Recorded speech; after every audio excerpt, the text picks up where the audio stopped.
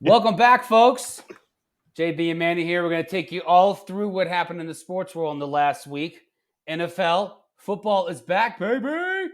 Baseball, and of course, a fix of six centered only on the Olympics. Buckle up. It's another episode of Box Scores and Bourbon. Look at the box scores. Box Scores and Bourbon. We check each other's box scores and scores online. Baseball, box scores.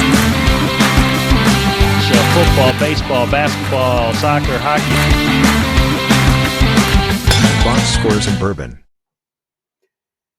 Late last week, Tyreek Hill ended up getting his money contract from the Miami Dolphins. I almost said Patriots there. Freudian slip. Now that the Dolphins have signed Tyreek Hill, they signed to a long-term. They had no idea what Jared's doing in Dallas. I want to talk about what it takes for the great quarterbacks to win the Super Bowl. Now, I want to take us through just recent history, the last 20 or so years, and I want us to do a little thought process here. You think about the guys that have won the Super Bowl: Tom Brady, Drew Brees, Tom Brady, Joe Burrow, Tom Brady, Patrick Mahomes, Aaron Rodgers, Tom Brady, Patrick Mahomes. Do you see what these things have in common? None of these guys, these quarterbacks, outside of Aaron Rodgers, arguably, you could say had a top-tier paid wide receiver. And I say arguably Aaron Rodgers because Devontae Adams was a top-notch receiver, maybe not making necessarily the money of a top-notch receiver as it was, not at least what he's making now in Vegas. But I bring this up because we look at what Miami's doing.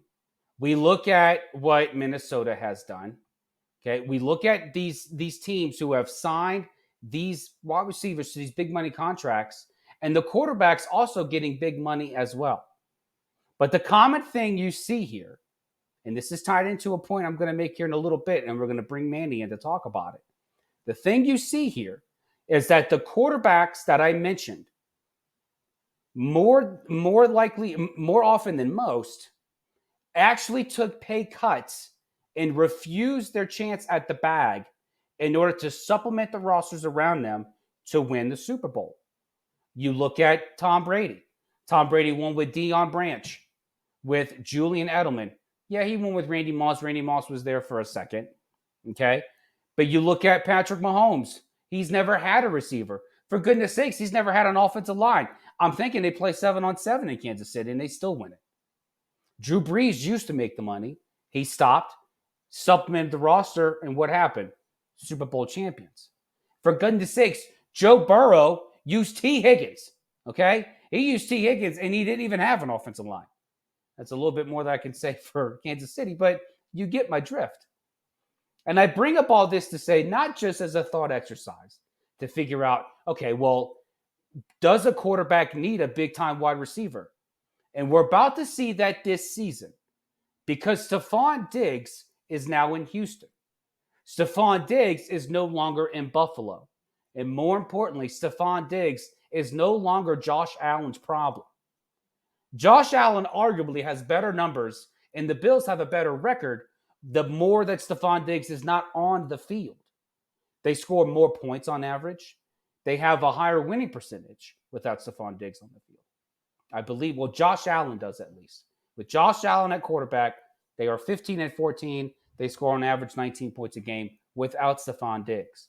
Stephon Diggs is maybe worth half a point, okay? And I'm more interested to see Stephon Diggs now in Houston. I want to see what that does to C.J. Stroud's development. I want to see if that negatively affects C.J. Stroud, having a cancer that is, for the perception of Stephon Diggs, now in C.J.'s clubhouse. But now that Stephon Diggs is out of Buffalo, now we go to another receiver who is seemingly trying to find his way out of his organization, and that's Brandon Ayuk. You look at the 49ers. Do you think that John Lynch and Kyle Shanahan need a first-round talent in order to go anywhere? Debo Samuel, 2nd-round pick. George Kittle, 6th-round pick. Jennings, 5th-round pick. You already have Mr. All-World, who they didn't draft and paid almost a pittance just to get him and back there. And you have Brock Purdy. This offense will be just fine without Ayuk. They will figure it out, especially if Ricky Pearsall can stay healthy. They'll figure it out. The Packers surrounding themselves with Jordan Love. Nobody. There's not a receiver in that room as a 1st-round pick. They're all 2nd, 3rd-round picks. They're all right there. They develop. You look at Buffalo. You got Kincaid. You got Knox at the tight end. You got James Master Cook back there in the backfield, who's arguably a 1A running back. Josh Allen will be fine. My point is that the more we see Patrick Mahomes do this without an offensive line, without a number 1 receiver, Travis Kelce hurt mostly last season, it is arguable that Ayuk can go get his bag. It is plausible that John Lynch can sit there and say, I want the world for Ayuk. And he has every right to do it. And San Francisco will be just fine. Manny, I said that we were going to bring this back into the conversation. I'm interested to hear what your thoughts on if Brandon Ayuk decides to take his bag and take his talents elsewhere. Well, first off, JB, let's start off on the right foot and cheers our way into this episode. Hold on. Are you ready to? I will introduce my bottle as you're getting Introduce yours your- ready. I am bringing back a bottle that we popped open together. The Special Reserve Wilcott, distilled by Barton 1792. It's a Kentucky Nice. straight bourbon. I'm giving it a second chance. Not that the first chance was bad, but the first time that we had it, I had it on the rocks. So this time, since it lacked a little bit of potency, I'm going to be drinking it straight, chilled, but neat. So I'm that's what bringing I'll in be the Eagle drinking Rare today. 10-year. Delicious. Cheers Nice. our ways That's a in, cool buddy. bottle. Cheers. Cheers. Clink, clink. Yeah, I want to hear your thoughts on this Ayuk talk because for me, I see it as San Francisco's opportunity to do 2 things. One, win with Ayuk, keep him in the building for till next year and let him walk. Or 2, get a bunch for him, which you conceivably can get for him, and still be just fine without Ayuk. So my 2 takeaways are, first off, I want to call out Ayuk on his bluff because the latest news has been that there's 2 parts of this conversation that need to be addressed with Ayuk. First off, the Niners have to get a good trade back for giving Ayuk to another team. And second off, that team has to come up with a verbal agreement with Ayuk on giving him a new bag. Because let me remind you, the whole reason of it is not Ayuk taking his bag, is that he's chasing a big bag with another team. But the reason that I'm saying I want to call out Ayuk on his bluff is that I don't think he actually wants to leave the Niners. I think he's just trying to use it as leverage to get a new contract. And it feels like the Niners are actually calling him out on his bluff, because I don't know if you got wind of these news in the last 48 hours. I believe there was conversations, verbal agreements, as they phrase it, between a trade for the Cleveland Browns and a separate trade for the Patriots. You want to introduce your stick No, real I'm just quick? giving people a little, a little looky look. Yeah. Oh, okay.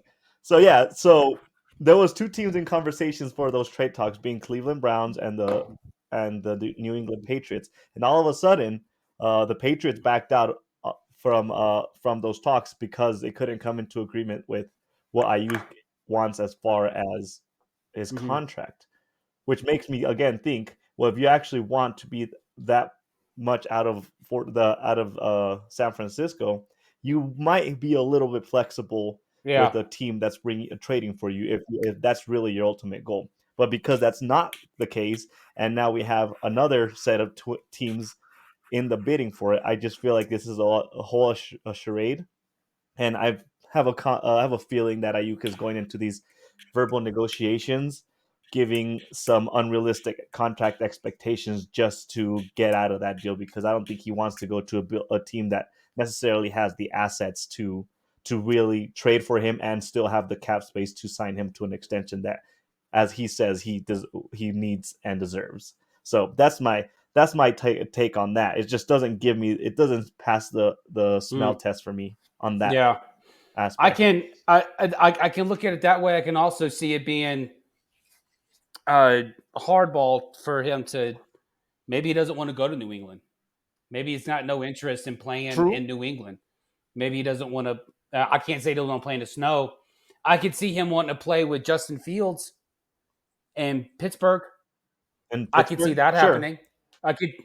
but does he does correct me if I'm wrong. At some point during these conversations, it came out that he wanted to be in a competitive team. I think this was early on in the offseason. He wants to be in a competitive team and he wants to get paid a bag. Well, let me, as we'll dive into more when these contracts and wide receivers, as you hinted on in your monologue, good teams don't necessarily have the cap space to pay their wide receivers top dollar. If you're a team that can pay a top dollar for a wide receiver, you're most likely in between a rebuild or Yeah. trying to get to a competitive Yeah. level. So is that really what we're talking about right I don't now know. with And him? and honestly, like I can if we're talking about the teams that have inquired about Ayuk and that are still in the running, because New England's pulled out, they're no longer in it. And the last I Yes. heard that the Mm-hmm. last two teams in are Pittsburgh, and then you have Cleveland. Now I can see Yep. a scenario where Ayuk looks at Cleveland and says, "I think they're just a piece away, and I think I'm that piece." And I mean, Well, here. Let me pause you on that because the one piece away, sure, as currently constructed, and me referring to Cleveland right now. Part of the discussions were that maybe the Browns were looking at sending Amari Cooper. Jesus Amari Cooper to the Niners as the 1-for-1, including some draft picks or whatever else you want to toss in. But if the Cleveland Browns are a piece away, getting rid of one of their best players to really supplement doesn't seem like necessarily a smart Yeah. move. And if you look at their stats, they're pretty much they're on par They with are. each other. Mhm.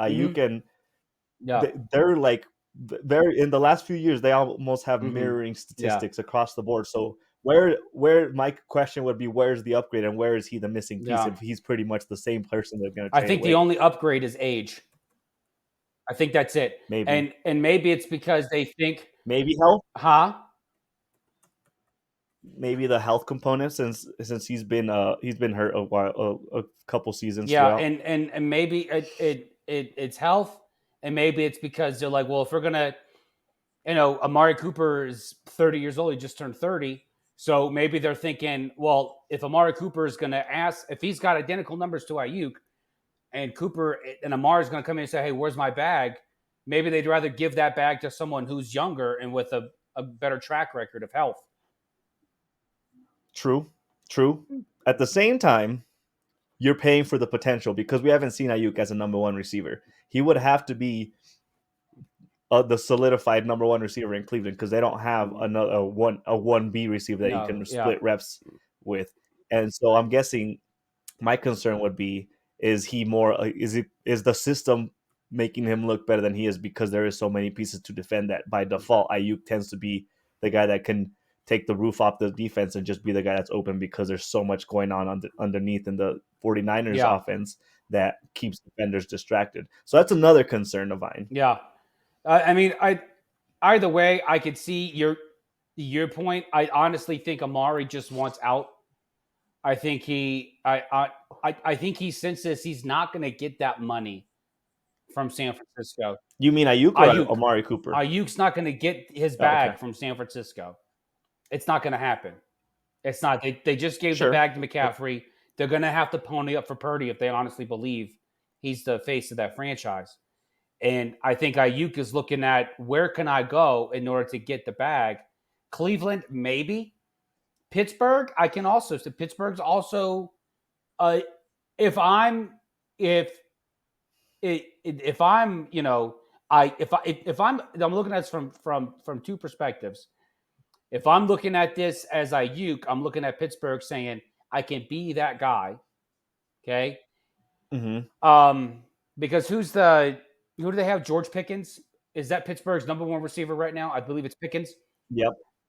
He Hmm. could form a pretty solid duo with Pickens.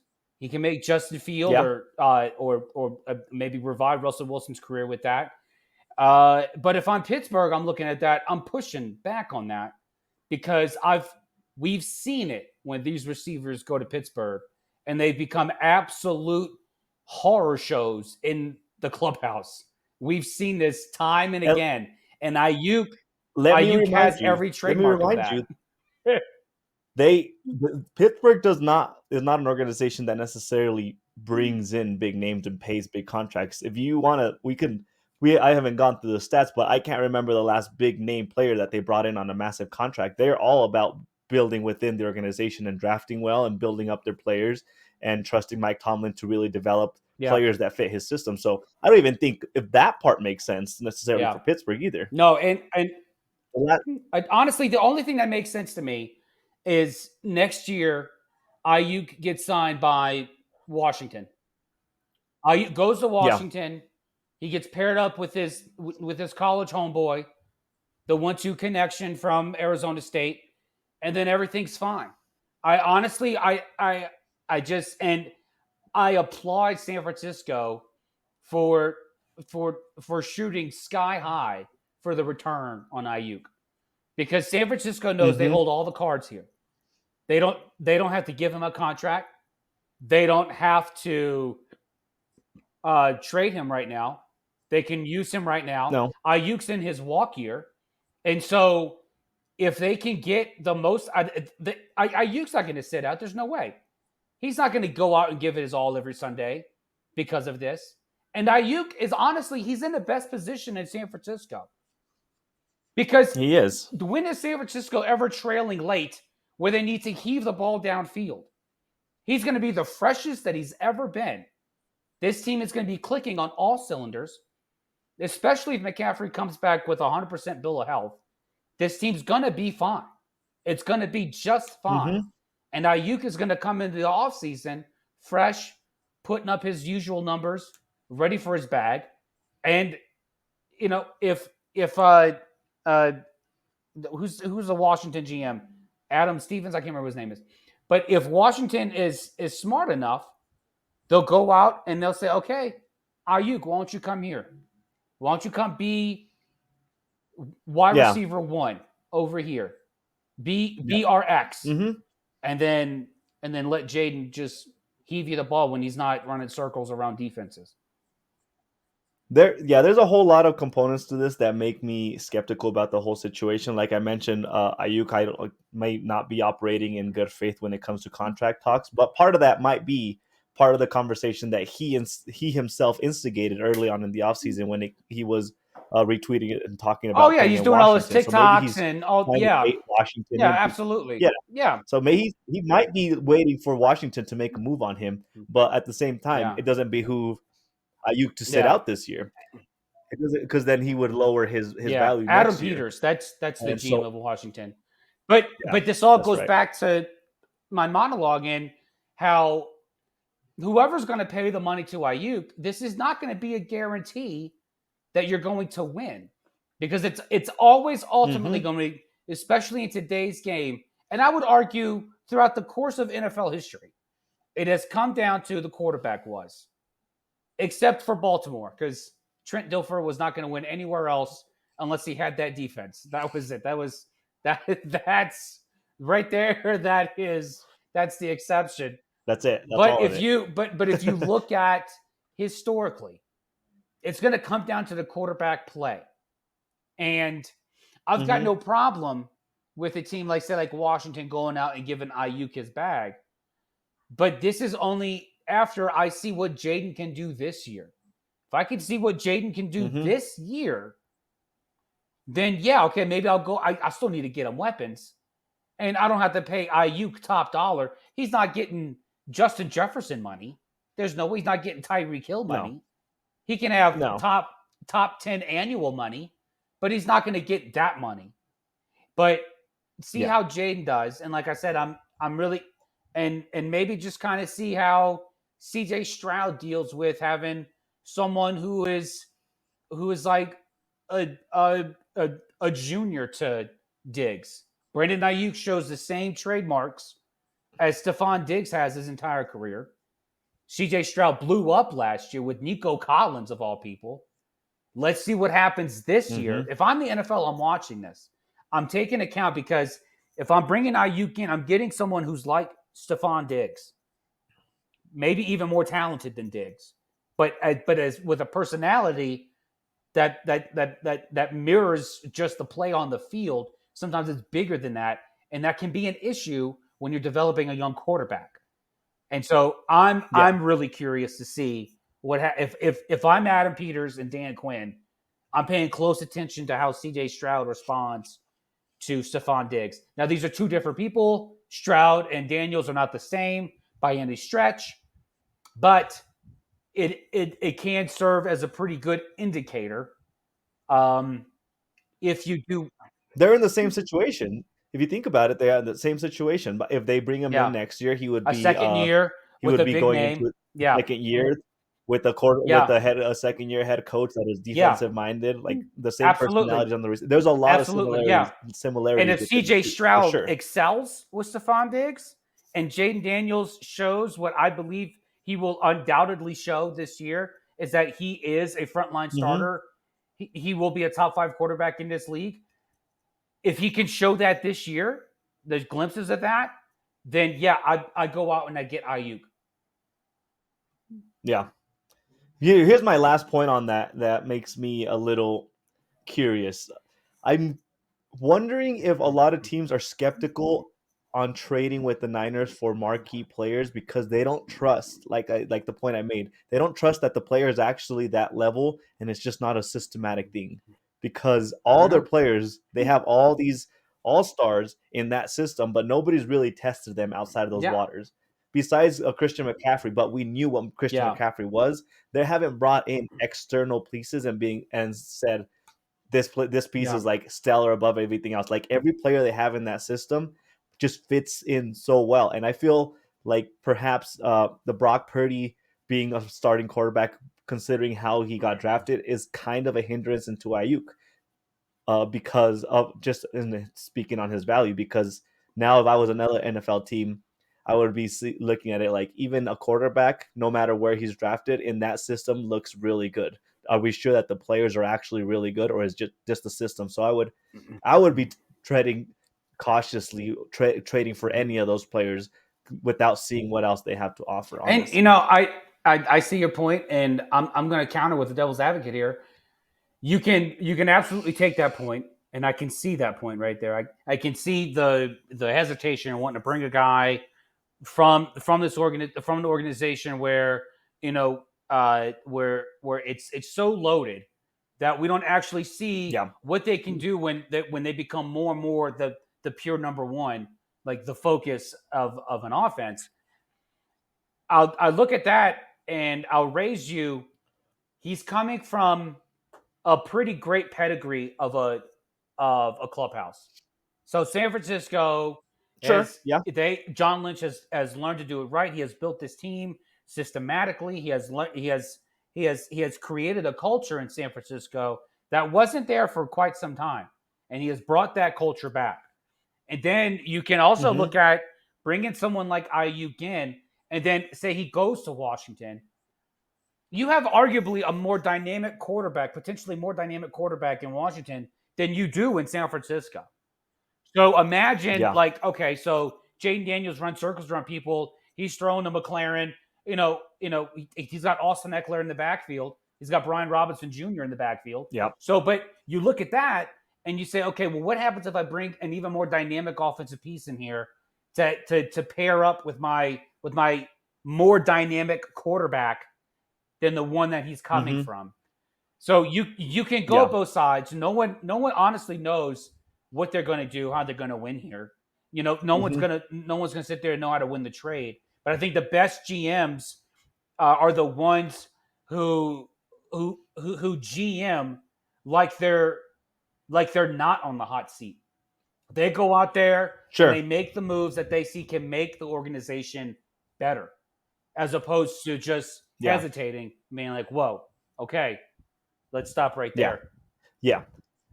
There was this quote that I heard on sports radio that one of the hosts was saying nobody makes a more successful team, and that includes GMs and coaches, than a coach and a GM that is just doing his job compared to a coach and a GM that are doing their job to Yeah. keep their Mm-hmm. job.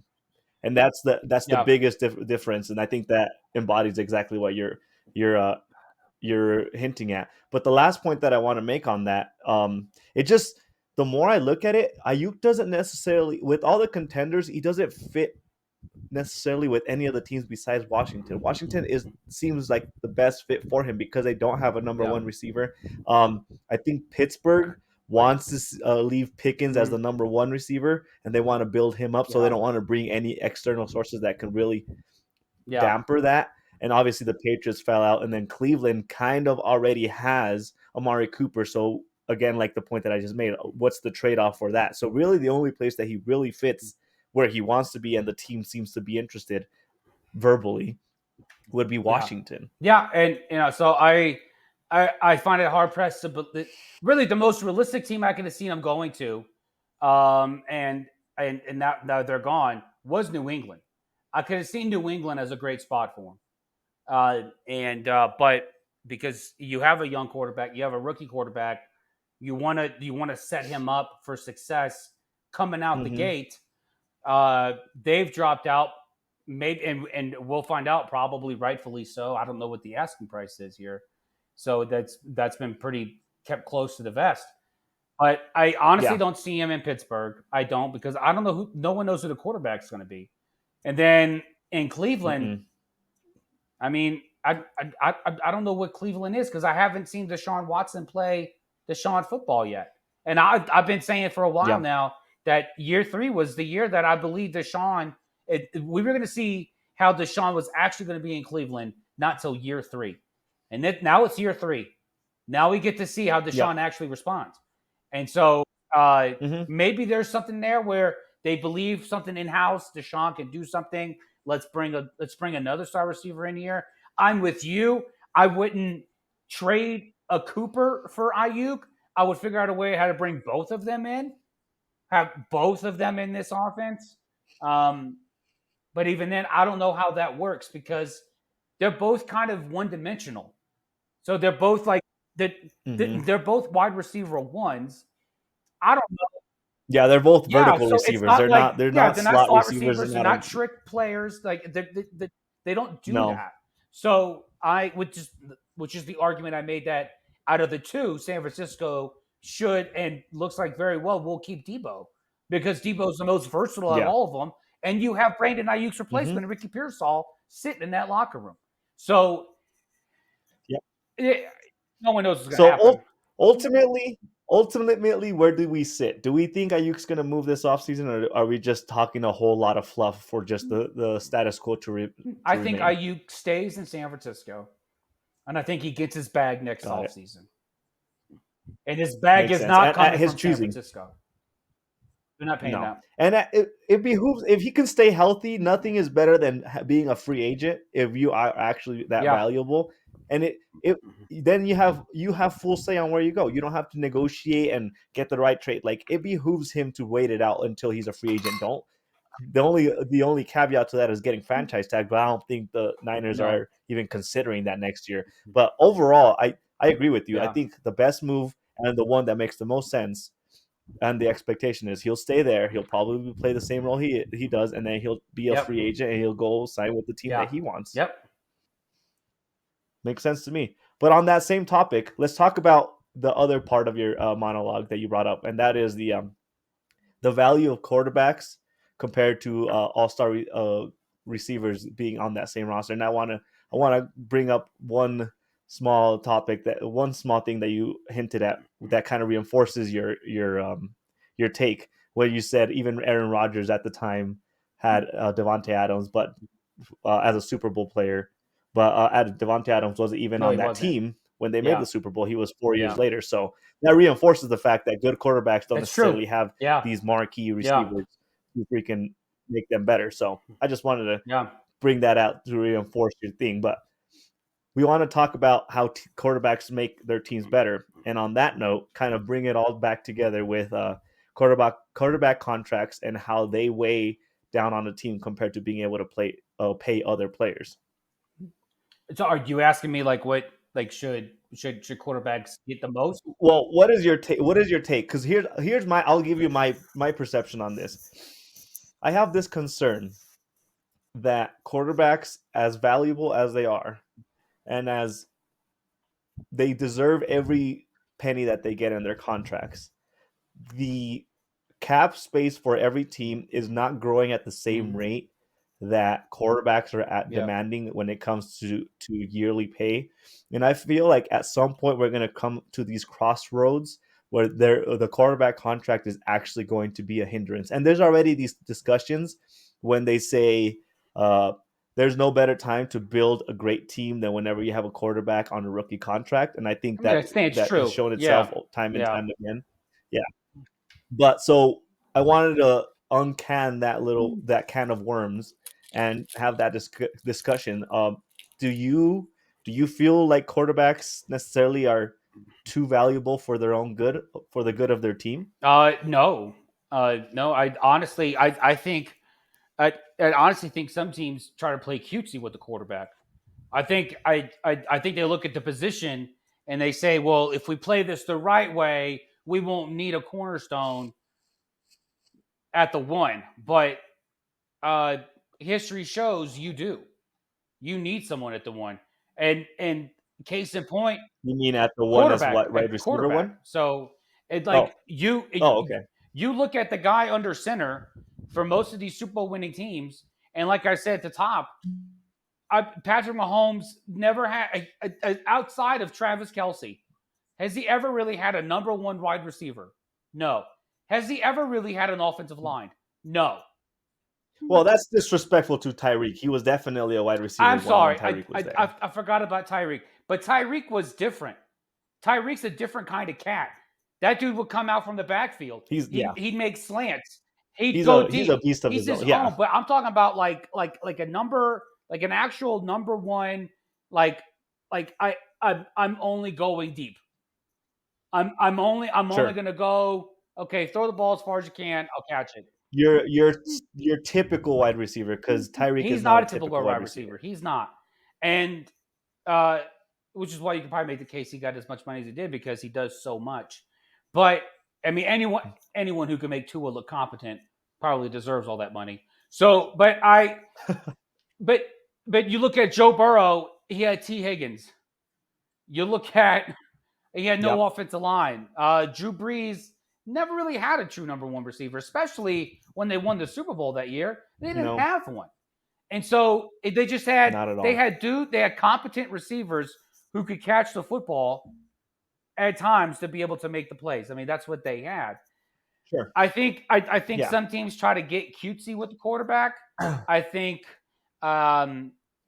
you look at the Giants, they try to sit there and say, "Oh, Daniel Jones is our guy." He's not their guy. You look at what they're trying to do in Denver. They're trying to make fetch happen with two guys. That's not going to work. You look at even look at what Atlanta's doing. Atlanta paid a bag to a guy with one leg to come in and be their starting quarterback. And then they went and wasted a top 10 pick on the guy that they hope doesn't even have to play for the next 2-3 years. So I honestly think it really comes down to franchises who actually use. I mean, Patrick Mahomes wasn't a top 10 pick. He wasn't. Lamar Jackson wasn't a top. He was literally the 10th pick. No, he wasn't. He JB. was the 12th pick. So, yeah. I remember this draft, and Lamar Jackson wasn't a top 10 pick. I mean, Mahomes and Jackson were just outside the top 10. My point, and Roethlisberger, when Aaron Rodgers was at the end of the first round pick. Drew Brees was a second round pick. Joe Burrow was barely the first round pick. I'm just kidding. He was number one overall. But you look at these guys and you sit there and say, okay, well, my point is, I want to get a quarterback in the room who can actually bring the best out of everyone around me. I'm not and if you can't do that, no matter no matter where they're picked. Kirk Cousins was a 4th-round pick. Now you could say he hasn't really done anything in the playoffs, but he's led his team to the playoffs. He's led his team there. Yeah. And you can argue maybe they didn't go as far because he was too busy making all the money, and they weren't able to supplement the roster appropriately. And so Justin Jefferson didn't get his money till Kirk Cousins walked out the door. And now Jefferson gets his money, and that starts a whole other litany of issues. Okay, well, is this even going to help, giving one guy all the money? So I think if you look at the pedigree of quarterback, and you won't know until actually they're in the room. It took years to understand Tom Brady was taking pay cut after pay cut after pay cut after pay cut to supplement this team because he wanted to win. Drew Brees did the same thing. And so you look at some of the greats now, and it's really hard to tell who's actually going to be it. But the premium, and not so much the price, but the premium needs to be made on the quarterback, on who you select. You need to hit on that. Sure, yeah. My argument is not that the premium shouldn't be the quarterback. The quarterback, there's no argument that they should be that position should be the highest paid position in the entire field. Sure, but right now quarterbacks are taking up, on average, the top 10 take up about 20% of the salary cap on a yearly basis. That seems astronomical to me when it comes to the fact that you need to build a 53-man roster, and if you want to be competitive, you need to have good players. You can't just have. There's only one Patrick Mahomes that can make everybody on the field, including the defense, better. So you need to be able to play 1As, 1Bs, whatever that level or that tier of quality player you are. You need to be able to pay them.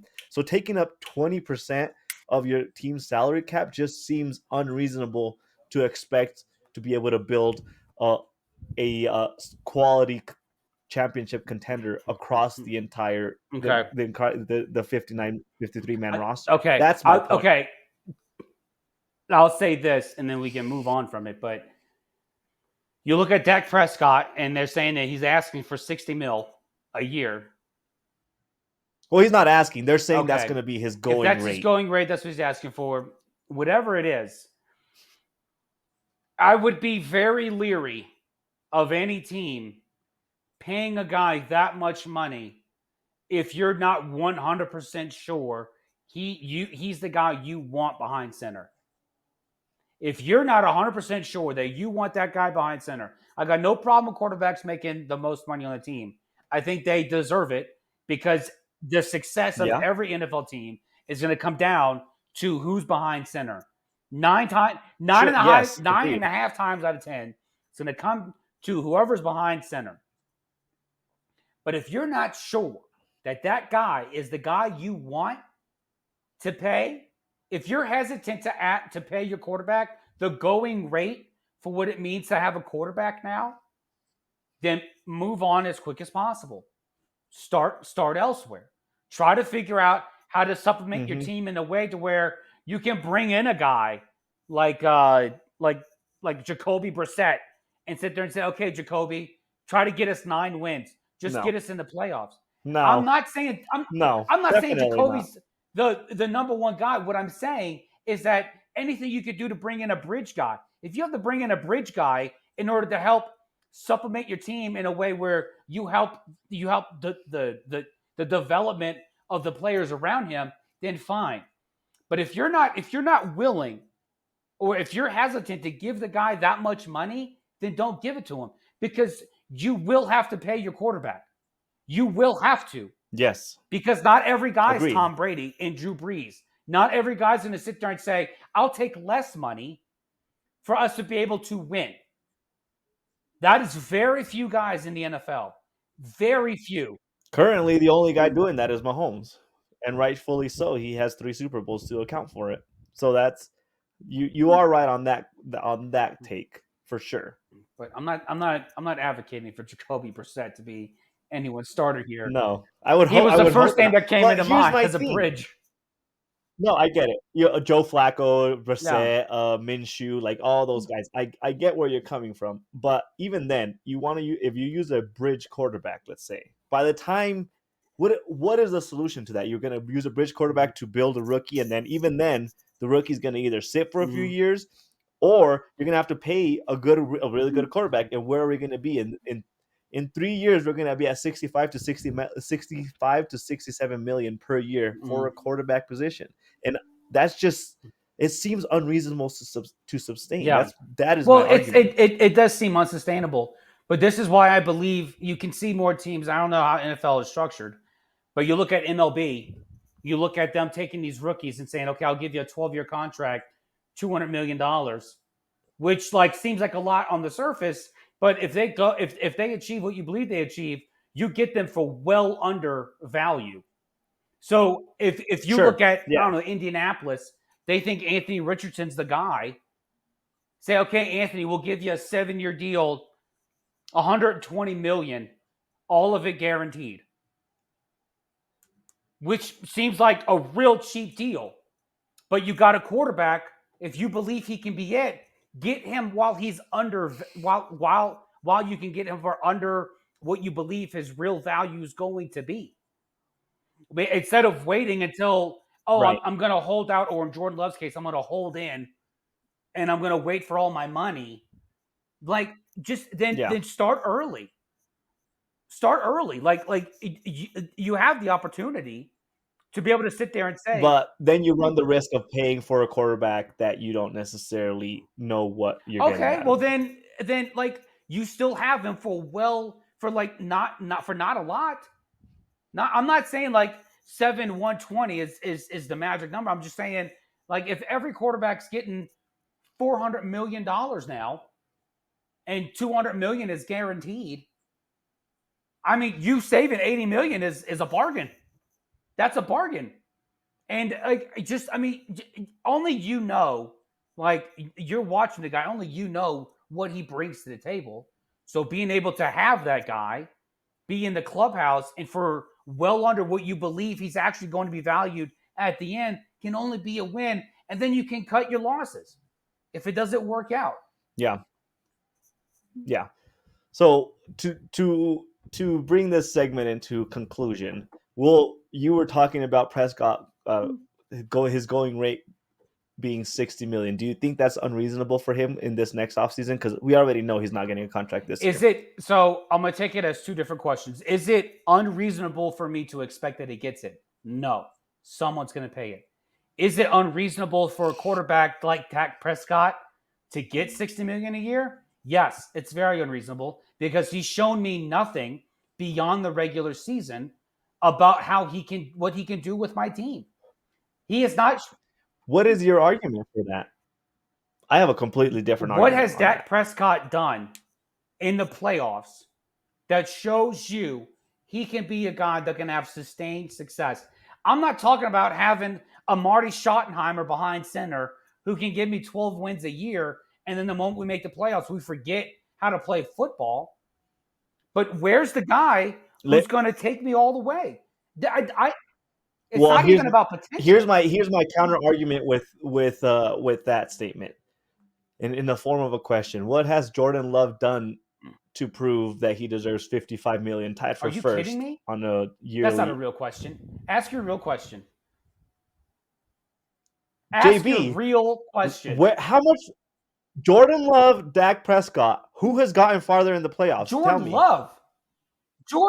He has Jordan not. Love was on the verge. He's made the division. He was on the verge. He wasn't. I don't care if he's won a division. Okay, so was Dak? Dak was just as far as Jordan Love. Who cares if he wins the division? Who cares about that? It's not about no.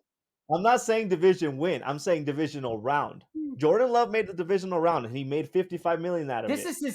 Dak has made the divisional round Jordan and was Love's a couple plays away from winning it. Actually playing football, and he learned on the fly in the middle of last season how to be a quarterback. Okay, Dak did the same thing in year 2 as well. And it's been how long? How long has it been since Dak Prescott has been behind the center? How long? How long has Dak been the starter? 7 years?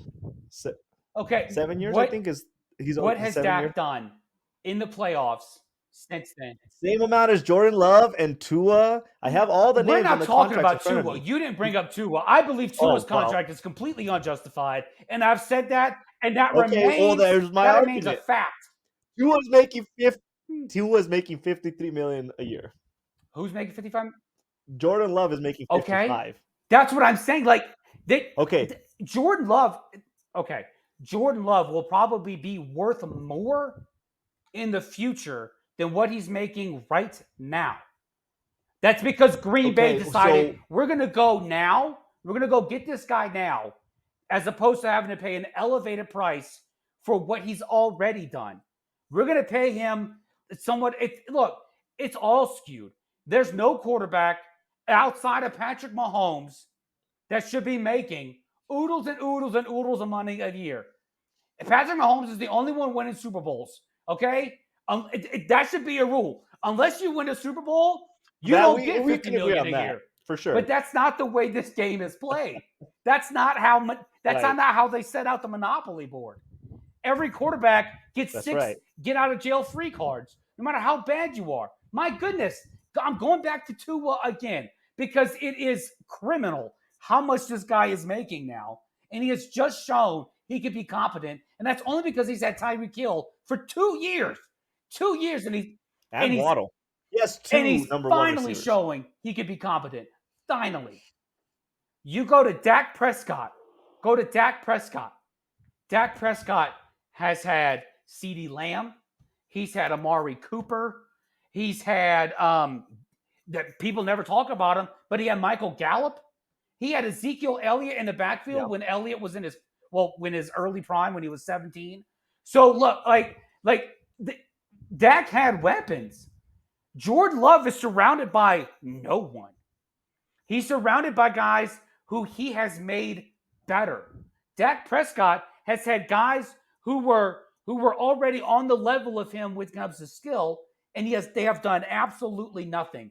They have invested oodles of money into that offensive line, and they still have produced nothing of value other than great. We're division winners. Awesome. That was great, guys. Great beating the Giants and the Redskins and the flailing Eagles. Wow. Great. Jordan, Sure. I take the stance that success doesn't come from one position, but my argument is okay. I have Herbert, Love, and Tua all making 52 to 55 million a year. What has Dak, specifically in this example, Dak not done that those guys have? Because they all have new contracts. They do. Especially, don't get me started I on know. Herbert. I know Don't how get you me feel about started on Justin Herbert. Herbert. I know. He's the Las Vegas Raiders of quarterbacks. I know. You can't stand the guy. I get it. All right. It's not that I can't stand the guy; he hasn't done anything. If you want to carry this weight of how much better do you make Justin your team? Herbert. You asked me about Jordan Love. If you asked me about Justin I'm Herbert, I'd say, bringing up you bring up a good point, which is why I don't think Dak is worth the $60 million a year. I don't see why he's in this case. Okay, I need to calm down. You need I to don't calm see down, why sir. he's not, because You're the allowed. going rate for Dak Prescott right now makes sense, considering what other quarterbacks that have done less or on par with what Dak Prescott has done are making just as much, or if Yes. not more currently as him. That's my argument. And like I said at the beginning of this question, is it reasonable for me to expect Dak is going to get 60 million? Yes, based on the inflation of having a quarterback. Yes. Is it reasonable to expect is it reasonable for me to believe someone with Dak's pedigree to get 60 million a year? No. Just like I don't believe Justin Herbert has earned his 50 plus million. That's why I don't believe Tua's deserved his 50 plus million. This is the inflation. Okay? I don't think my kids need to drink milk every day, but I pay $100 a month for 2 gallons of milk just so they can have it. Okay? Do I think they earned milk? No, I don't. They haven't cleaned their room sufficiently. But I give them milk because they like it and that's what it costs. But do I think Dak Prescott has earned $60 million a year? Absolutely not. Absolutely. Okay. So my final question on that same note. Is Dak just as much deserving of whatever contract is to come for him as Herbert is for his, and Tua is for? And I'll throw Goff into his. Goff, Tua, and Herbert are they all just as much deserving of the contracts that they got and will get in Dak's case? Out of I'll leave Love out of it because you're so in I am love in with love with him. him. Jordan Amore is what I call him. You said Tua, Herbert, Dak, and Goff. Goff. The only one of those four Yeah. that I believe deserves the money that he has now is Goff. God, you're Is about to say Goff. He's the Yep. only one. He's the only one. The only one. Okay. Well, as long as we can agree on the other two, then, because if those two are deserving, then Dak for sure is deserving of whatever paycheck he's about to get. That's It's my arguable. only counter argument. That's it. That's all I have. It's it's arguable. The Goff argument is arguable, and I don't have too strong of a leg to stand on with that guy because he's made a Super Bowl. He's made a irrelevant team relevant. He's been everything he's done right. So I have a hard, and he's in the middle of the pack. Tua's still making more than him. Herbert, I think by a decimal, he's making less than Goff. So he's right in the middle of it. And I think out of the three, I would say Goff is more deserving out of his contract than those two. Agree on that. So at least we can agree on that. that's why I'm finding a common ground for us to agree on, because we'll sit here arguing forever if we don't. That took find a long common ground time. somewhere. That conversation, when we did our pre-notes for the show, I did not expect us to get to minute 51 and now just be done talking about this. Sorry, baseball fans. But we don't have any time for baseball talk today. No, we'll make it work. Let's jump right in. Let's staying on the football topic. Let's jump right into Mount Rushmore. Okay. Spin the wheel for you first. Let's do it for me. Let's do it. All right, let's go, JB.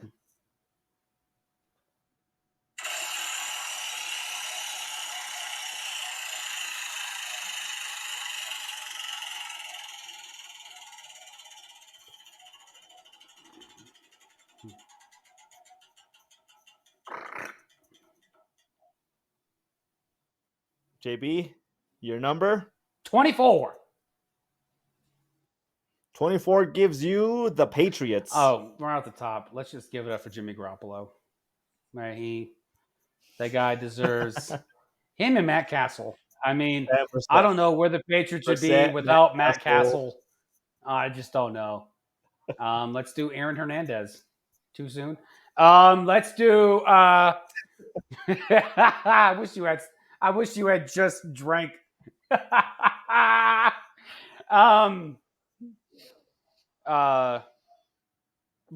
So first and foremost, the number one quarterback for the Patriots of all time, Drew Bledsoe. No, Tom Brady. Tom Brady. We'll do Tom Brady. We'll do Bill Belichick. We will do Gronk, Rob Gronkowski. Ooh. And number 4, it's a tie between the refs in that 2003 AFC Championship game, the Raiders in that 2003 AFC Championship game. Where are you taking this? Or Ty Law. You know what? I'll go with Ty Law because he's the only one to have played for the Patriots. No, Ty Law was fantastic. Ty Law was the epitome of a cornerback. Before Darrelle Revis was even born, Ty Law was manning his own island. It was lawless out there. See what I did there? So I will go Ty Law, Rob Gronkowski, Bill Belichick, Tom Brady. Okay. I really thought you were going to say it's a tie between the refs and deflated balls for the Patriots, number 4. No. No, who's this? Giselle did her own part in Deflated Balls. Heyo. Wow. Yeah. No, I will. I will go. I will go with those four right there. Oh my god, you're gonna get me somehow freaking fired of this voluntary podcast that we Hey, ran. that's the mildest thing I will say on this pod today. Okay, the mildest thing. All right. Yeah. All right. Okay. I feel like the Gronk argument is arguable. I don't know.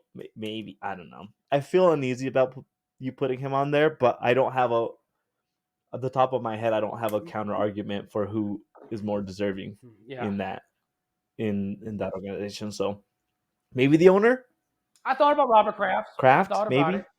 I mean, Yeah. he's number one in the Maybe. massage parlors, but I thought about him. Yeah. Okay. Well, it's my turn, JB. On that note, He's on there, Mount Rushmore. Yeah. Let's go. let me spin the wheel for me.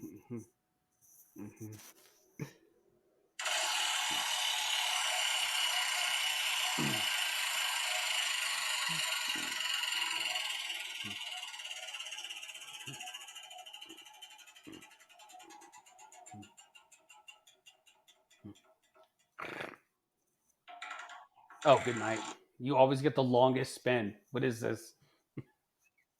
I know what the hell. Okay, JB, my number is number 21. Ooh! You have an old Dallas football team, but the new one, the Houston Texans. They used to be the Dallas Texans. I don't know what That's what. I So don't the know what that Dallas Cowboys means. came from. The Dallas Texans became the Dallas Cowboys. Yeah, Ah, but not the Houston Oilers becoming the no, Texans. yeah. Got it. Mhm. Cool. CJ Stroud. This one does me justice because it's one of the newer This actually serves you teams. very well. I'll go. They've been alive your entire Yeah, lifetime. literally. I'll go with the two easiest ones. JJ Watt. I don't think there's argument on that one. Get that man a Super Bowl, even if it's for a 1-day contract on the Super Bowl weekend. Number two would be DeAndre Hopkins. The only reason he's still not a Texan is because the stupid coach decided that he wanted to be petty and blow up an organization. I don't even remember his name anymore because I'm just salty about his whole doings. Do you remember his name? The head coach before D'Amico? Yeah, I can't remember. Was it Wade Phillips? I don't know. he's a garbage. Oh, Lovey Smith. No, not him. The one before, the one that traded Hopkins. It's besides the point. The point is being that Hopkins should really still be a Texan if it wasn't for the head coach / GM at the time deciding that he wanted to be better than him. Anyways, number 3, Andre Johnson. So I'm gonna go another receiver on that side. I don't think there's too strong of an argument on that. Mhm. And then number 4, as per usual, the most controversial one. I will put D'Amico Ryans Okay. as All number right. 4. Why? Well, he was a great linebacker during his time. He won Rookie of the Year. He played 7 years and made 3 All-Pros with the team, and then him coming home and making the Texans instantly more relevant and Super Bowl contenders just by his presence there. I give all credit to him and not CJ Stroud, but I feel like he has put his fingerprint all over that organization since 2006. Who, And D'Amico? D'Amico? Yeah. what? Yeah, D'Amico for sure. Yeah. And I just feel like there's no better storyline for a figurehead behind an organization than a player that comes home, becomes a head coach, and then takes their team potentially to the promised land, or at least to a competitive land. So that's Bill my O'Brien. That's the name. Yeah. Yeah. That's the name. But those are my So 4. you had You had Objections? D'Amico, uh, Yep. Andre Johnson, DeAndre Yes. Hopkins, J.J. Watt. Yes. Yes. Good. All right. I'm surprised you didn't pick a running back. Not bad. Yeah, because he rushed for 100 yards a game or something that one time. Not. And I'm trying to be more diversified. I'm On actually the surprised you side didn't pick of C.J. the Stroud. ball. So, yeah. No, Clever. I mean that's good, All man. right. I mean it's Let's hard run. for me to argue with that. Texans. I mean, you can go Good. with That's always what I you can like. go with David Carr, who proved to the world that an offensive line is important, especially when you have a running back who doesn't know how to leave the pocket. So yeah, Doesn't he hold the record for the most interceptions in a he holds the freaking year? record for the most sacks had in Oh, 78. sacks. That's the one. Yeah. Holy hell. That was before a 17th game. That's That 4 is- sacks a game. That's That is crazy. holy crap. All right, let's go to The fact that that man is still alive enough and has his brain intact enough to be a commentator is impressive on its own. Let's run through these schedules real quick, let's JB. do it. You ready? I got yours right in front of me. Okay. Hit me. Week 1, the Patriots visit the Bengals. The Patriots visit the Bengals. Let's say L. Week 2, they host the Seattle Seahawks. Ooh. W. Week 3, they visit the Jets. W. Week 4, they visit the Niners. L. Week 5, they host the Dolphins. L. Week 6, they host the Texans. L. Week 7, they visit the Jags. L.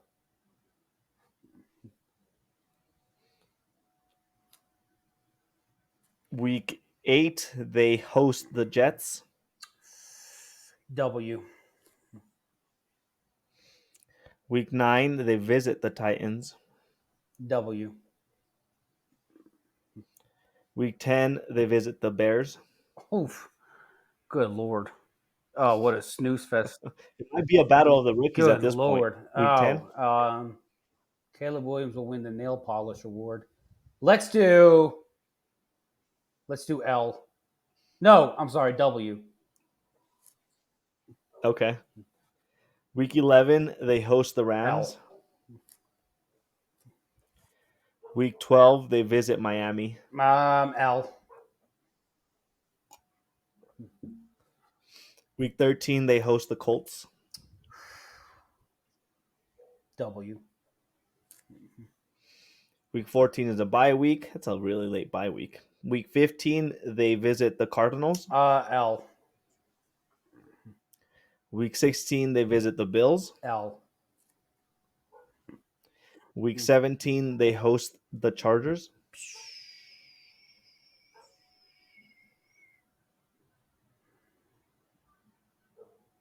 I'm going to say L. Sorry, Brittany. Okay. I think we agreed on that one. I chose the did. Chargers to win Yeah. that game too. And week 18, they host the Bills. L. 1, 2, Dang. 3, 4, 5 and 5, 12? 6. No, 6 and 11. I think that's a pretty good. That's I think that's what, even if you're a clear thinking Patriot fan, if you can get 6 wins out of this current structure, I'd say okay, this is good. Yeah. Yes, agreed. For all the Patriots fans out there, 6 and 12 or 6 and 11 is progress. Just so you know, just so you're Yeah. tracking that. That is better than Isn't they did last that double year. the win total they had last year? Pretty close. Hey, next year they'll be 12-5. All right. So you had the Texans. The Texans. Oh, my second favorite team. That should be. You should be. Let's cut the fluff. They're gonna go 17-1. They're gonna play an extra game. They're gonna play 18 games. That's That's crazy. right. Wow. They're gonna lose their bye week. Oh, 16-1. Okay. Week 1 at Indianapolis. Win. Okay. Week 2. Rapid fire. Let's go. Week 2 Chicago. Win. Week 3 at Minnesota. Win. Week 4 host Jacksonville. Win. Week 5 host Buffalo. Loss. Ooh, provocative. Week 6 at New England. Win. Week 7 at Green Bay. Loss. What? After all that trash you talk about Jordan Yes. Love. I didn't talk any trash You about hush your Jordan mouth. Love. Week 8 they host Indy. They'll sweep Indy. Win. Whoa. At the Jets. L. All right. Week 10 they host Detroit. Loss. Ooh, okay. Week 11 they are at Dallas. Oh boy, it hurts me to say this, but I feel like the Texans are What? gonna win. Yeah. Week 12 Tennessee. Win. Okay. Week 13 at Jacksonville. I'll say loss. Okay. Week 14 they also have their bye week. Week 15 host Miami. Ooh, loss. Loss. Okay. Oh, Yes. surprise. Week 16 Mm-hmm. at Kansas City. That's an AFC Championship preview right there. Ooh, that's an interesting one. I'm going to say the Texans take a loss on that. Ooh, okay. I know. No. Week 17 they host Baltimore. Ooh. They won't lose back to back. Win. They already did lose back to back. They lost to Miami and Kansas City. No, I meant between the Kansas. Okay. I didn't finish my All right. statement. Kansas City and Baltimore, like top tier Okay. teams, So they win. won't lose back. And then week 18 they wrap up Yes. at Tennessee. Oh, they'll win that. Okay. 1, 2, So they're 10 3, and 7. 4, 5, 6, 7, 8, 9, 10. 10 and 7. Or as you like to say, 10 and 8. Okay. All right. So That's not bad. I feel like that's reasonable. Yeah. A step back from last year, like it's reasonable to have somewhat of more makes realistic sense when you have Stephon expectations. Diggs on your roster. Yeah. Makes sense. You'll lose more. Yeah. I don't think they're going to win 13 games if that's what your question is, because the default is taking a step back. All right. That's not bad. I don't Yeah. know. Do Feels the right to me. Texans win? Might be enough to I was win going to the ask you, division do the for sure. Texans win the AFC South with a 10-7 record? Okay. For sure. Yeah. Easily. All right. Folks, time for baseball. Yeah. Baseball. This week in baseball. Manny, what's your top stories? Oh man, the fact that my heart is broken that the White Sox couldn't do what we all wanted them I to know. do and break the record for the most consecutive losses in a season. What? How hard is it? You already know you're not going anywhere. Might as well go for some type of record. You're not going to win any positive record. Might as well take the most consecutive losses record. That is what's on my Okay. heart right now. Yeah. What's on my heart is the fact that the Braves are now officially out of. If the season ended today, they are out of the playoffs. They are. They're third in their division. So the Mets have passed down. But hey, alas, Mets fans, let's not get too hopeful because no one Mets quite like you do. I said earlier in the season that there was going to come a time where Philly was going to start to flounder. And they're floundering right now. And I said that was going to be the time the Braves are going to scoop right up. Nope. Like a doctor giving a prostate. But no, they didn't. And now they are, if the season ends today, they'd be out of the playoffs. That's crazy to think about. Braves are supposed to be like one of the top tier teams across the league. It's insane. Goes to show how much Acuna matters to that team, apparently. Yeah. I'd like to bring up the Yankees as well for actually starting to play Yankee baseball despite Aaron Boone and his presence in that clubhouse. Incompetence. They are starting to play some really good ball. They're not in first place right now. They're half game out only because Baltimore is still Baltimore. But expect the Yankees to actually... They're virtually tied for first place. Whatever. All right, round up. Yeah, do that. Okay. But yeah, no. The Yankees are essentially tied with Baltimore. Yes. And it is a sight to see the Yankees after seeing how they played all of July. See them playing this way now since the All-Star break has been. If you're a Yankee fan, it's got to be very promising. I like. As a Yankee fan, I can tell you it is promising. I'm liking what I'm seeing so far. If the season ended today, there'd be 3 teams from the AL Central making the playoffs, which is wild. Just wild to me. The Guardians, the freaking that just Twins, goes to show the incompetent play of the AL West. You have the defending World Series champions. You have the immortal Astros, and you have the Mariners who always flirt with, yeah, I think we'll be good this year. And they're all playing like subpar baseball right now. No one's on the hot streak. Oh, did you say West? The AL West, yeah. No one's playing. Oh, I thought. Yeah, no one's playing hot baseball right now. I mean, if you count the Astros who've won 2 in a row, but they're all playing sub 500 baseball. Well, 500 baseball the last 10 games if you count the Mariners. But that division is usually fun to watch. It's hard to watch. I can't watch it. I can't.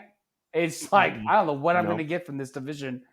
But go Kansas City and go Minnesota. Minnesota once again does nothing, and yet they are still near the top. They do nothing.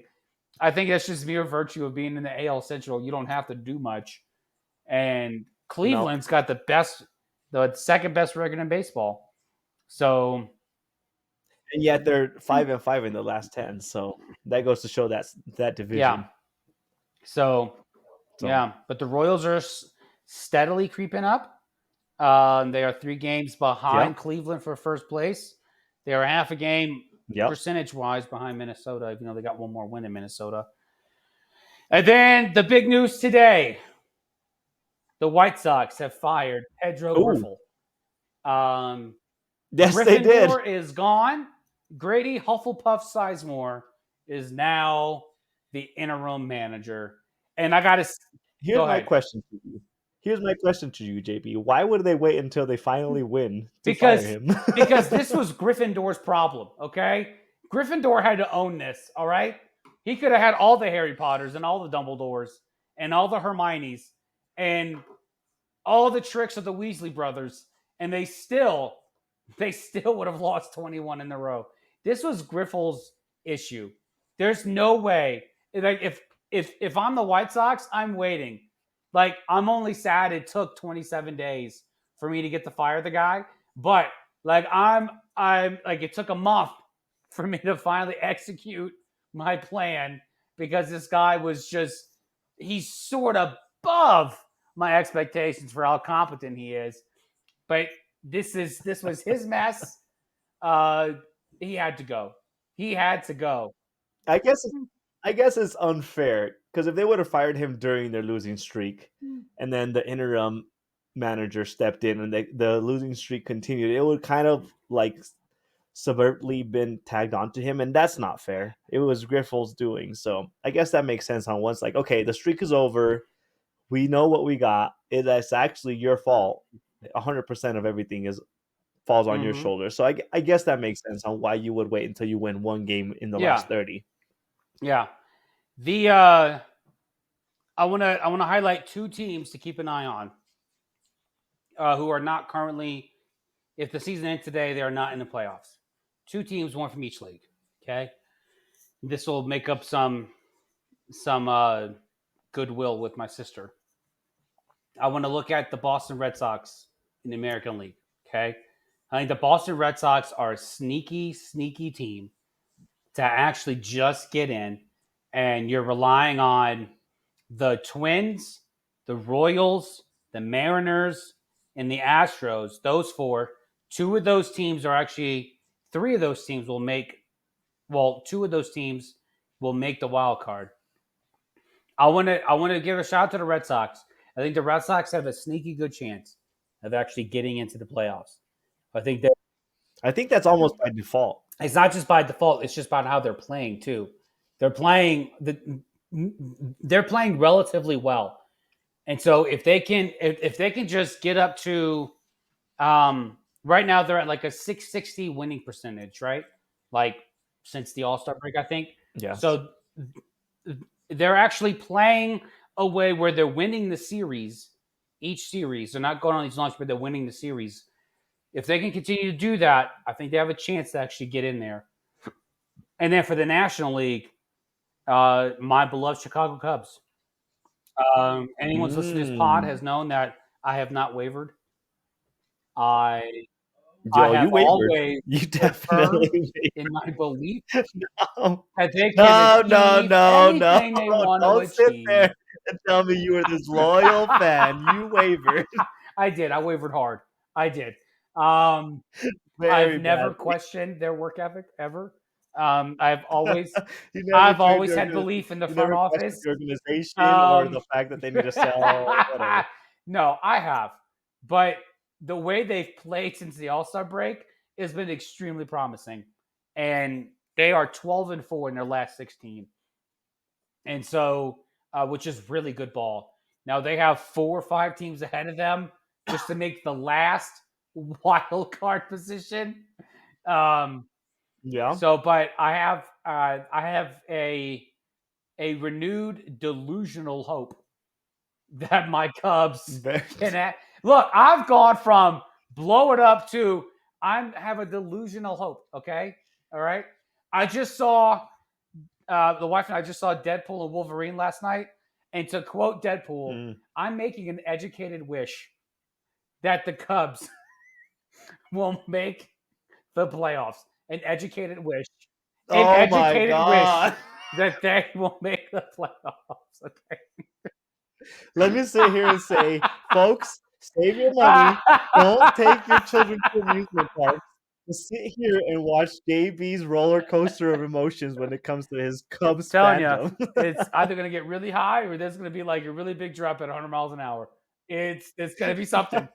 It's going to be something. Either way, you're getting a really good picture on this ride. So yeah, be ready for it.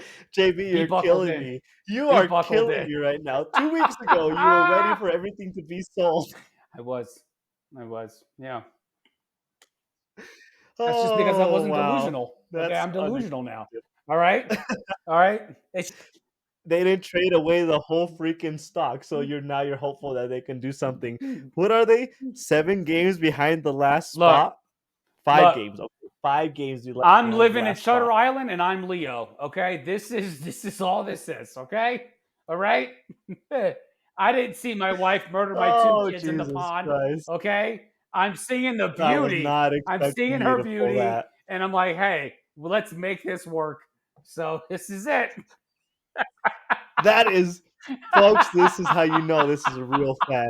Even in his dire moments, you can see the silver lining. Well, there's still the last spot in the wild card. You just never Hey, know. You just need to I'm win in a four nut in a house. I row. forget my wife murdered my 2 children. Okay, so this is me thinking of the good times and what could be. Okay, it Holy is cow! I was not it is expecting you Shutter to pull Island that out of all your up in freaking here. face. Yeah, and you're Mark Ruffalo. You're about to tackle me and say, take your pills, you crazy person." Yeah.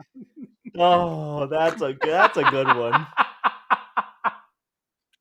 You got me good on that one, and I know you're being sincere. Maybe your own fandom is causing some blindness, but I know there is somewhere deep in your heart that truly believes this is possibly a course of action that could happen. That's fair. That's fair.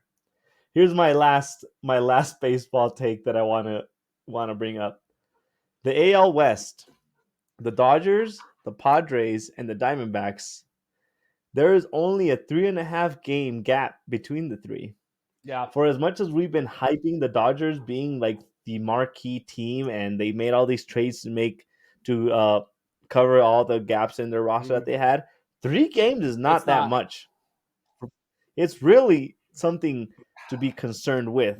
Let me look at their standings as of right now. As far as records, I don't have their The record Dodgers directly have memorized. 66 wins. The Padres and Diamondbacks both have 63.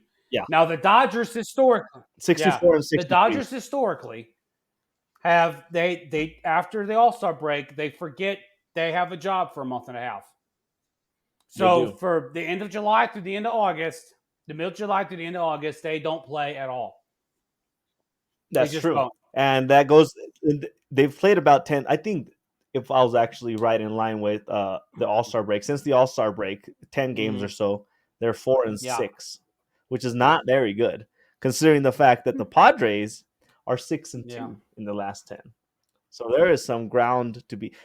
Actually, the Diamondbacks are also 8 and 2 in the last 10. So the Dodgers better be careful because they might be playing a wild card round come October if they don't start increasing that gap. There's no doubt that they'll make the Look, hey, playoffs, but no where they one's are, happier about this than me because if you remember, you go way back in BSB records, I said in the preseason my choice to win NL West was the Arizona Diamondbacks. So you did. this brings a smile to my face. Do I think it's going to happen? No, I don't. I think the Dodgers will wake up. They have a lot of guys coming from injury right now, which will be just like great midseason acquisitions, but the fact that San Diego and Arizona have taken advantage of this is huge, and good on them. Good on them. But I will caveat with one thing and say, if it wasn't for the Mets, the Padres would met like none other. The Padres understand a That's true. meltdown like nobody's business. You better start respecting the Mets. They are right in the middle of the I wild won't. card chase. I won't respect the Mets until October and they're in the playoffs. That's it. I September hasn't happened yet. Okay, it hasn't happened yet.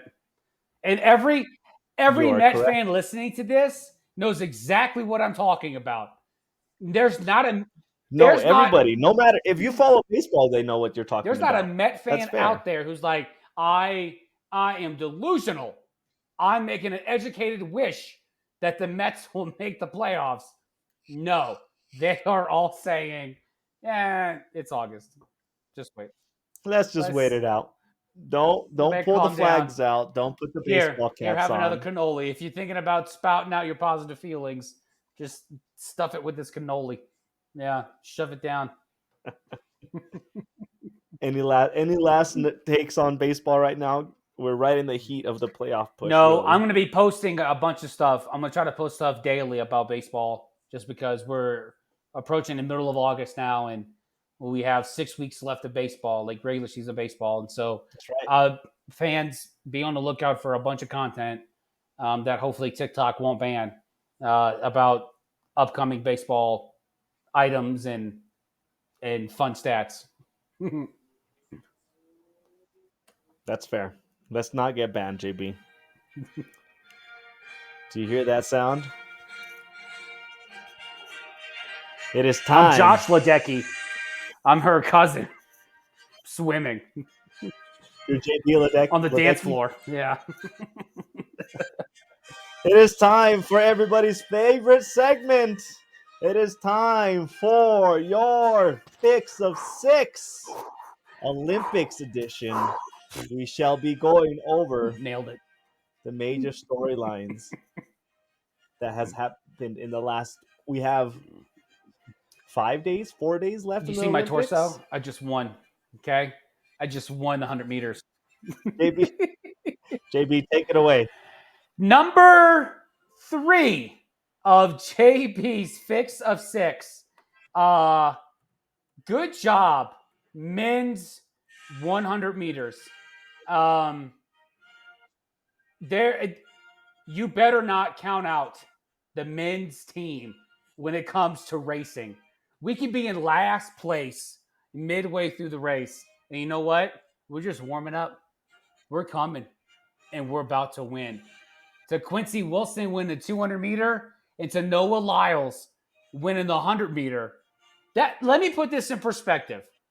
The 100 meters takes under 10 seconds to run. When you're in last place at 50 meters, that's halfway through the race, and you're in dead last. And then you go and you win. Good job, men's racing team. I was on the high school track team. I don't want to brag, but I was scouted by a junior college. So, hey, back off. But well done, men's Olympic racing team. Well done. Keep it up. Which brings me to my point number 2. How on earth do you run? You are running 100 meters. It is a foot race. A foot race the entire time. How in the hell does my torso mean it is quicker than the foot? I don't understand that. Imagine if a shortstop was thrown out of runner to first base, the ball beat his foot there, but no, his torso crossed the bag before the ball got there, so he's safe. That is the most asinine rule I've ever heard of in my entire life. Okay? I do not understand it. That guy from Jamaica, his foot was of like 2 miles past the line. It was further than Noah's torso. What does it mean, his torso? Don't shake your head. Don't shake your head. We all saw the photo finish. We all saw it. Okay? That foot was clearly past the line. It's ridiculous. But you know what? I'm not going to take it away from my men's team because they're American. And that's the American way. We have ridiculous rules, which means we're always first. Which brings me to number 1. All you people out there, quit it with the saying, oh, we have the most medals. I don't care. I don't care if we have the most medals. Do we have the most golds? No, we don't. We don't have the most golds. We need to have the most golds, the most bronzes, the most silvers. We need to have the most of all of them because we are America. America is number 1 and will always be number 1. So stop it with, we don't have the most golds, but we do have the most medals. I don't care. No one looks at FIU and says, hey, look at all those 3 stars they got. That's so good. No, I want my college to have all the 5 stars. America should have all the 5 stars, okay? That's JB's Fix of Six. Manny. JB, my take on your running thing, that is just how much the attention to detail matters. The rule is your clavicle to cross the line. I'm sorry, Jamaica coaches. You should have trained your athletes better. Your clavicle is the first to cross. Cross your clavicle I've first. never ran a race and they said, run as fast as you it. can, but at the end, do the worm. Like, that's never happened. No. Run as fast as you can and somersault at the end. Drag your foot, dive head first, you lean your clavicle. It's all the attention to details. I am for it. I have no arguments with this. I don't either because we won. On Manny. But That's right. That's right. That's right. An honorable mention for Manny's 6 of 6. Somehow, the Korea of the northern sorts has more medals than Mexico does in the Olympics this year, which is unacceptable for me being, Mexican of descent. So that is my honorable mention. But on that note, on Manny's fix of 6, number 3, the women's rugby 7-on-7 team stealing bronze from the hands of defeat with 7 seconds left. Yeah. I'm forgetting her name right now. Just trucking over the defender like it was Christian McCaffrey over some 5'7" slot defender, winning it for the U.S. with no time left on the clock. This is the first medal ever, whether you say gold or not, first medal ever for the U.S. team in the 7-on-7 rugby team. So kudos to you. Let's not forget the last try on that game was to tie the game. They still needed to make the kick to win the game. So Ed is like having the field goal for the Super Bowl when it comes to the U.S. rugby team. So kudos to the women's rugby team for pulling that off with no time left on the clock. Number 2, stepping away from the U.S. Olympic team, the runner from little-known St. Lucia's beat out and took gold from Mrs. Sha'Carri What's her last name? Richardson. She took the gold right out of her hands on the 100-meter final. Sha'Carri got silver with 10.8 seconds, but St. Lucia is a country of about 114,000 people. That is smaller than our hometown, JB, or the city that we reside in currently. And if you've seen the videos of that city or that country watching her win gold, the first gold the ever first for medal that country, ever. The first Olympic medal ever. First gold Yeah. ever. Yes, you're correct. First medal ever. And I'm pretty sure the entire country was on that big projector screen watching her bring gold out of all the medals, gold to that country. The Olympics are one of the few moments where you can really appreciate these small victories and the big storylines. And stepping aside from the U.S. patriotism, it is a great story to see for somebody from such a small country to bring in such honor. And I can imagine her being on all their currency. There's going to be a national day for her on the day that she won the gold medal for that country. But besides that, nobody knew where St. Lucia was. Yeah. So now we're all on the radar for there, and I will be planning my next vacation out of the country for that country. Yeah. And Manny's number 1 fix of 6. Ledecky continues to dominate her sport, continuing to win gold and continuing to just, let's put it this way, there's nobody even in the frame of her winning gold. She won gold in the 1500 meter freestyle by about 20 seconds or so, which in swimming is quite That's an eternity. Yeah. Hideki bringing it all back together. She is the epitome of great female athleticism, and I hope that this isn't the end of the road for her, and I hope that she can continue to rack on the gold medals for the Olympics in her respective sport. And that does it, JB. For our Olympic fix of 6. That is our Olympic fix of 6. I can't wait to be the first in line at the bank in St. Lucia to get the Julian Alfred $1 bill. That'd be sweet. That's right. Yeah. Yeah. You'll trade it for $5, and it'll be quite the luxury. Yeah. I'll go buy a Whopper. Yeah. St. Lucian style. That does it. That does it for us. JB, get us out of here. Well, what did you think of your drink? How was it? It was actually drinking it neat is probably the way to go when it comes to whiskeys that you don't know Yeah. too well because it doesn't water them down. It was actually rougher than I expected, but very Mm. palatable either way. I could definitely continue to buy this. It was not too burny on the Mm-hmm. throat, not too bitter on the aftertaste. It was just right. Just And right. if you want, for the recommendation, if you like whiskeys but you don't like it to burn too much, just put 3 ice cubes in it, and it'll be just perfect with what you're looking Yeah, the for. Eagle Rare was That's right. Eagle. It How about was yours? it was Eagle Rare. Smooth. It was delightful. It was reliable. It's all I need.